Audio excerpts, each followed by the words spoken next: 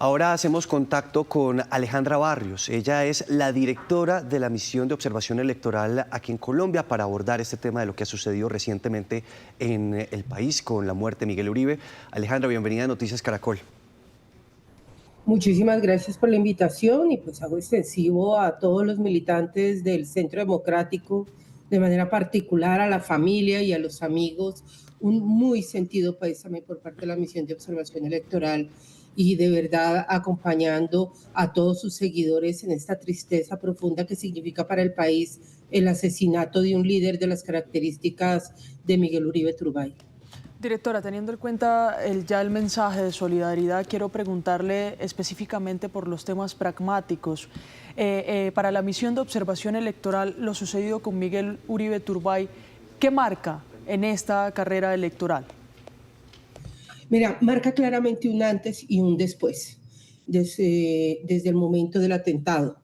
Indiscutiblemente se enrarece el proceso electoral. Aquí se necesita un diálogo muchísimo más fuerte, continuado entre las organizaciones políticas, sus candidatos y las diferentes instituciones que son responsables de la vigilancia, control del proceso electoral, pero también de la seguridad de los y de las candidatas, solamente para poner en contexto. Estamos hablando que entre el 1 de enero y el 8 de junio de este año llevamos un total de 208 hechos de violencia contra diferentes tipos de liderazgo social, político, comunal. Pero 106 de estos hechos ha estado dirigido de manera específica contra liderazgos políticos. Eso significa que estamos dando inicio a un proceso electoral marcado por temas de inseguridad para quienes desean competir en la política, para los actuales gobernantes que fueron electos en las elecciones locales del 2023. Hay de manera particular un llamado de atención para su vigilancia, para su acompañamiento en concejales y alcaldes, es donde se ha concentrado los temas de violencia política, y tenemos 4 departamentos que tienen más del 40%, concentran más del 40% de la violencia. Dentro de ellos está pues lamentablemente el departamento del Huila, del Valle del Cauca, de Antioquia, que tiene además presencia de grupos armados ilegales, y son departamentos inseguros en aquellas zonas con presencia de grupos armados ilegales. Sí, Alejandra, una cifra muy alarmante, 208 hechos de violencia política que se han presentado durante el 2025, y justo cuando en el pasado lo que veíamos era que las entidades del Estado pues habían reforzado esos esquemas de protección y esas labores de inteligencia para prevenir amenazas y ataques contra líderes políticos. La pregunta es, ¿qué falló? Pues lo que falló es que no se tenía previsto que algo así pasara. Colombia no pasaba por un magnicidio, por hechos de violencia de este nivel desde hace 30 años. Habíamos cambiado y eso era completamente positivo, la forma de hacer política. Hace 30 años, cuando ocurrieron los asesinatos, los terribles asesinatos de los 4 candidatos a la presidencia de la República, el ejercicio de la política se encerró en la televisión, en los medios de comunicación como la radio, como la prensa, y la plaza se abandonó. Y se abandona por miedo, cuando hablábamos de elecciones a la presidencia de la República. Eso cambió radicalmente.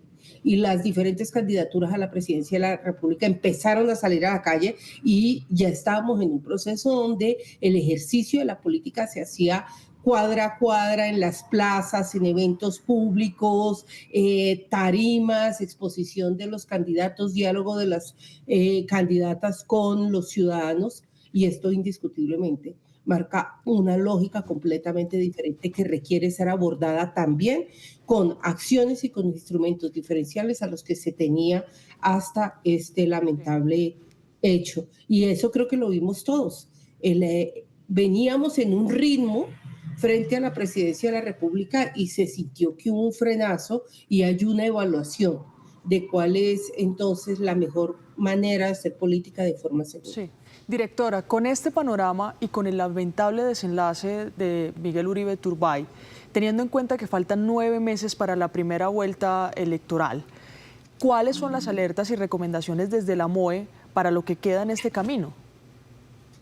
Bueno, la primera recomendación, la importancia de las comisiones nacionales de seguimiento electoral, la importancia de que los 13 partidos de la oposición regresen a la mesa.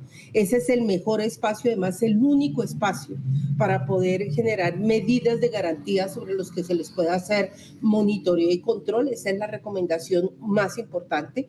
En segundo lugar, se necesita muchísima estabilidad en los funcionarios del Ejecutivo que tienen bajo su responsabilidad la organización de las elecciones para un proceso electoral.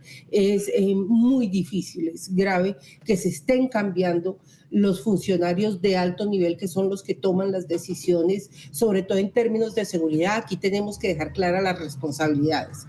Registraduría Nacional del Estado Civil y Consejo Nacional Electoral se encargan de la organización de las elecciones, se encargan de arbitrar el proceso electoral, pero la seguridad de las elecciones, la seguridad de los candidatos, de los ciudadanos, del material electoral, es responsabilidad del Ejecutivo. Por eso es necesario retomar el diálogo entre todas las partes para poder garantizar un proceso electoral con las condiciones necesarias para poder hacer proselitismo. Y finalmente, indiscutiblemente tenemos que alinear las políticas de seguridad con la estrategia de democracia y con la política de paz. Tenemos más de 100 expresiones armadas en todo el país y eso significa que tenemos territorios donde va a ser muy difícil hacer proselitismo electoral de manera libre. Gracias, Alejandro. Un panorama muy preocupante, justo cuando el 8 de marzo por lo menos tenemos las primeras elecciones que son las legislativas. Gracias por estos minutos aquí en Noticias Caracol. A ustedes muchísimas gracias por la invitación.